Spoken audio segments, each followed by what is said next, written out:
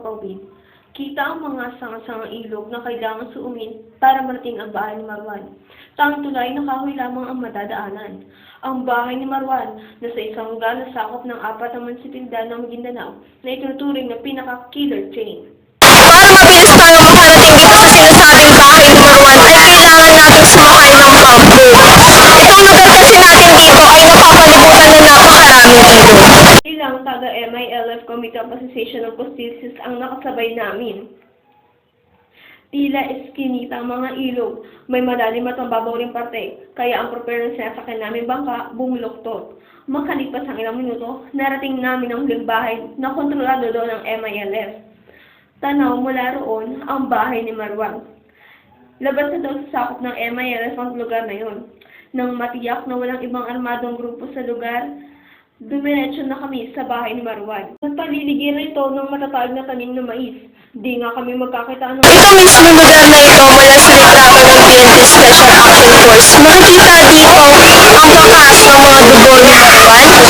Kung saan dito naman sa kabilang bahagi na ito nakakalat ang mga gamit ni Marwan. Kung saan mula sa araw na iyon ay wala na dito. May makikita kang malaking crater dito sa lupa kung saan posibleng granada daw ang sumabog dito mga ilang metro mula sa bahay ni Marwan. Mula nang mapatay si Marwan ay hindi na daw ito pinuntahan ng mga lokal na residente. Sa labas ng bahay, wala kaming makitang bakas ng mga sumabog na booby trap kung saan nakasugat sa ilang miyembro ng SWAT team. Pero makikita pa rito ang ilang bakas ng bakbakan. Wala pa kaming 20 minuto dito mula sa bahay ni Marwan ay kailangan na namin agad umalis dahil may mga sightings na dito sa area. Pero sinasabing tumawid dito ang PNP nang mag-withdraw sila dito sa kabilang pangpang kung saan napabakbak ang 84 Seaport.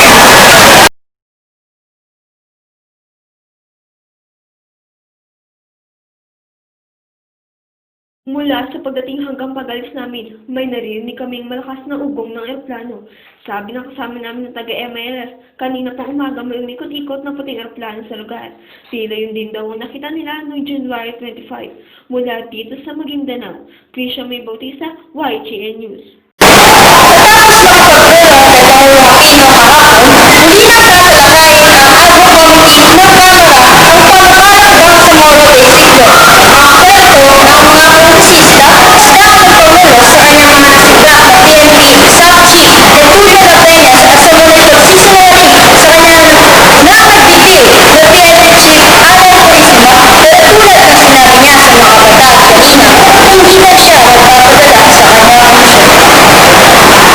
Sa isang talumpati sa Malacanang kanina, sa mga kabataan naman nagpaliwanag sa Pangulong Aquino tungkol sa madugong operasyon sa Mama Sapano. Halos isang buwan ang inuulan ng batikos ng Pangulo dahil sa pagkamatay ng 44 na staff sa pagkipag-usap niya sa kaibigan sa PNP Chief Director General Alan Purisima tungkol sa misyon kahit pasuspendido na ito. At sa pinipulang pakikigang ipinasinan niya sa mga naudinong kaanak ng fallen soldier. Pero sabi ng Pangulo ang pagiging emosyonal baka makapagwala ng bawat sitwasyon. Ang makagandang humarap muli ang sambayanan sa panibagong pagsubok bunsod ng insidente sa Mama Sapano. Bilang Pangulo, ginagawa ko ang lahat upang harapin at tugunan ang mga suliranin ng bansa. Madalas, binabaliwala natin ang pagod at puyat. Hindi ako pwede magpadala sa bunso ng aking Luzon dahil baka mapalala ko pa ang problema.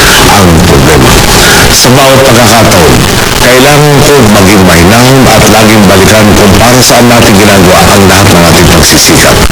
Ang talumpati na iyan ng Pangulo isinagawa isang araw lang matapos ng may pagpulong sa mahigit 20 kongresista naman tungkol pa rin sa Mama Sapano encounter. Noon, muli namang ikinuwento ng Pangulo sa mga congressman ang mga binigay niyang kautusan sa hepe ng PNP staff na si Police Director Hetulina Peñas na mga kaugnay sa Armed Forces of the Philippines o AFP. Sinabi rin daw ng Pangulo sa noong suspendidong PNP Chief Alan Purisima na ipagbigay alam kay PNP-OI si Deputy Director General Leonardo Espina ang operasyon, pero nalaman na lang daw niya kinalaunan na hindi nasunod ang kanyang inuutos. At tulad ng ginawa ng Pangulo ng muling harapin ang mga kaanak ng South 44 noong nakaraang linggo, kinuwento rin daw ng Pangulo sa mga congressman ang mga palitan nila ng text messages ni Purisima noong umaga ng January 25. At gaya ng sinabi niya sa isa sa mga mudo ng South 44, dinaranas din daw ng Pangulo ang pakaramdam niya sa umanang pagsuway ni Peña sa utos niya kasama nito testimony ni Purisima. president felt he was lied to. So, that was the story. He was lied to by Purisima. Because the one texting him was Purisima. Without being told by the Kenyans because they disobeyed his order. Kasama sa pula si House Speaker Sani Belmonte, Majority Leader Anthony Gonzales II, Minority Leader Ronaldo Zamora, at Representative Rufus Rodriguez ang Chairman ng House Ado Committee na Drop BBM. Naroon din ang mga Chairman ng Committee na nag-imbestiga sumama sa pang-operasyon na sina Representative Jeffrey Ferrer at Jim Hataman Saliman, pati na ang mga dating sundalo at pulis at Military Resistance sila Samuel Candilao, Romeo Acob, Leopoldo Batawin, Gary Alejano at Ashley Sumilio. Sa huli, binigyan din daw ng Pangulo ang kahalagahan ng maipasabang sa mga. Ito po ang sinabi ng Pangulo. Uulitin natin, tuloy na tuloy ito. There is not a better alternative for the rest of the country. How does banditry by ASG help anyone? It's time to make a stand. I am for peace or I am for war. I don't think there is any politician who will stand up to say, I am for war. Pero ayon sa ilang manubat at sa dumalo, hindi raw ganun kadali ibigay ang hiling ng Pangulo. Really have to give way for all of this continual investigation and development on the Mama Zapano incident until such time that we will again resume the proceedings of the ad hoc committee. Respeto naman ng Presidente yung legislative body. At ginawa kanya, naliwanagan na nila ang pag-iisip ng mga kongresista hinggil sa kahalagahan na maipatupad kaagad ang baksang terrorismo. Handa rin daw ang Pangulo na kausapin ang mga senador tungkol dito. Gayunman, walang anong desisyon ang kanya kung hihingi ng special session ng Pangulo para sa pag-iisip ang pagmamarsyal ng Pilipino.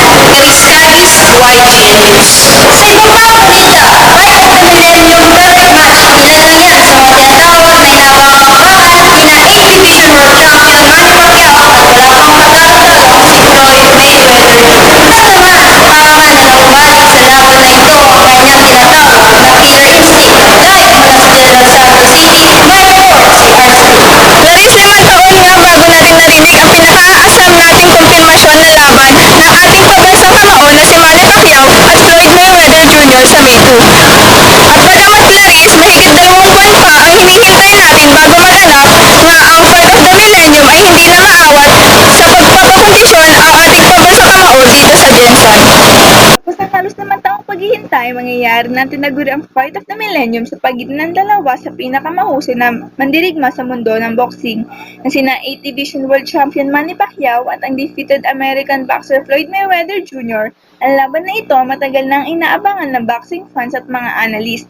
May tuturing daw kasi na perfect match ang bakbakang Pacquiao-Mayweather dahil sa magkaibang estilo ng dalawa sa ring. Sa record na 47-0, ipinakita ni Mayweather ang kanyang husay pagdating sa depensa. Si pambansang kamaon naman, bagamat may 5 talo na ipamalas niya sa mundo ang kanyang agresibong estilo sa ring. Tinuturing din siyang most exciting fighter dahil sa kanyang all-out style na opensa. Pero bago nagkapirmahan ng kontrata ang dalawa, tila dumaan muna sa butas ng karayom.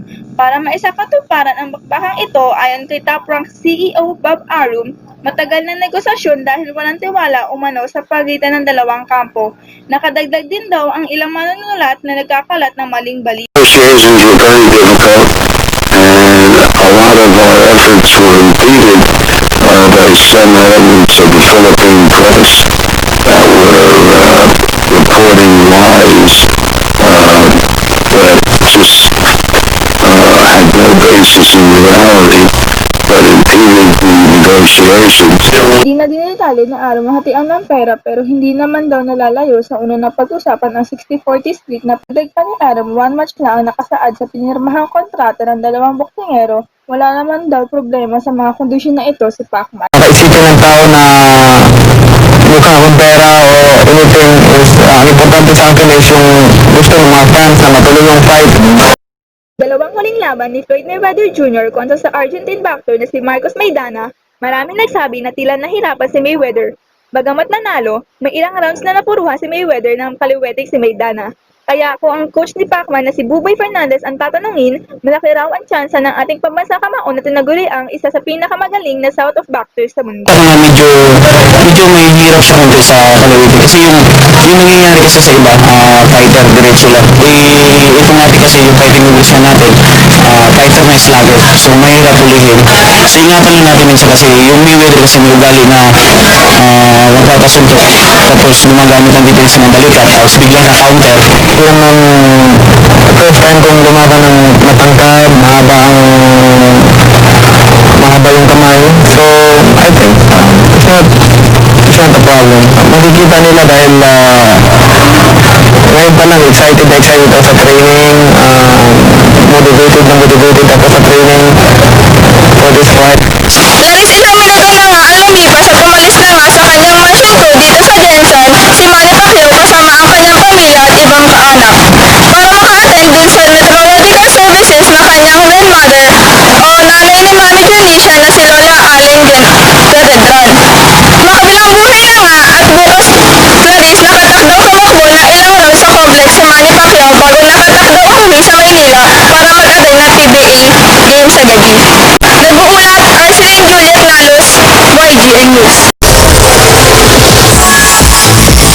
Mercy Killing na nahuli ngayon ng YouTube sensation at cancer patient na si Jem Sebastian. Pero hindi raw ito kayang pagbigyan ng kanyang pamilya. Narito ang report. YouTube sensation na may milyong hits, pero ang kilig hanggang sa tunay na buhay. Kaya naman sumikat at tumataw sa guestings ang Jamich o Jamville Sebastian at Michelle Ligayo.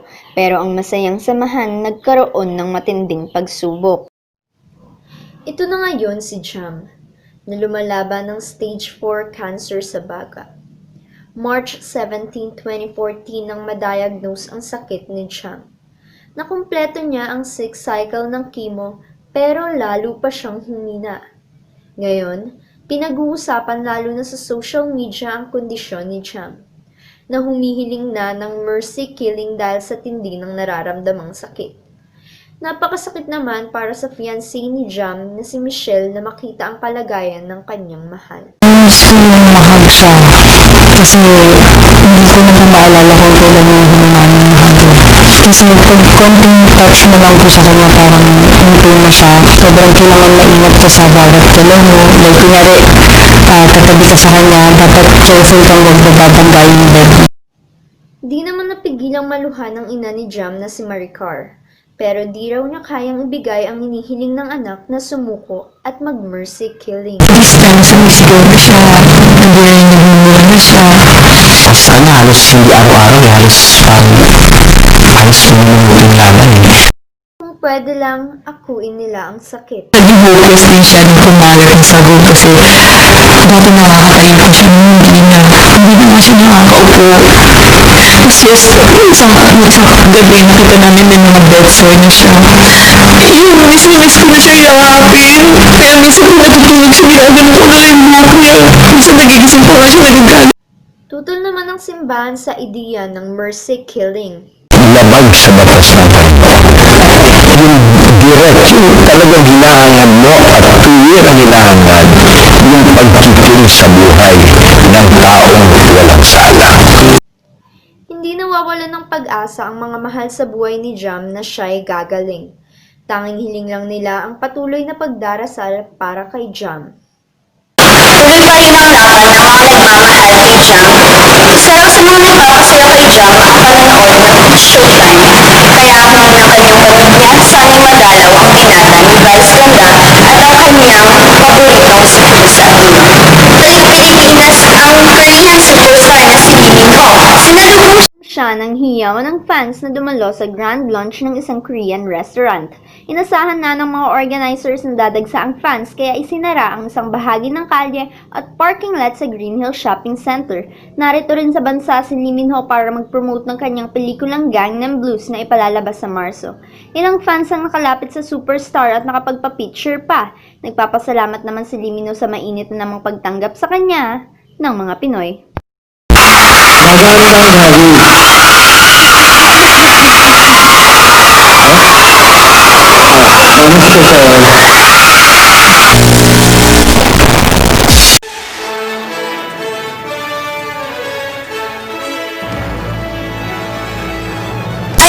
Sa bukas ay maayos na panahon na inaasahan sa malaking bahagi ng Luzon.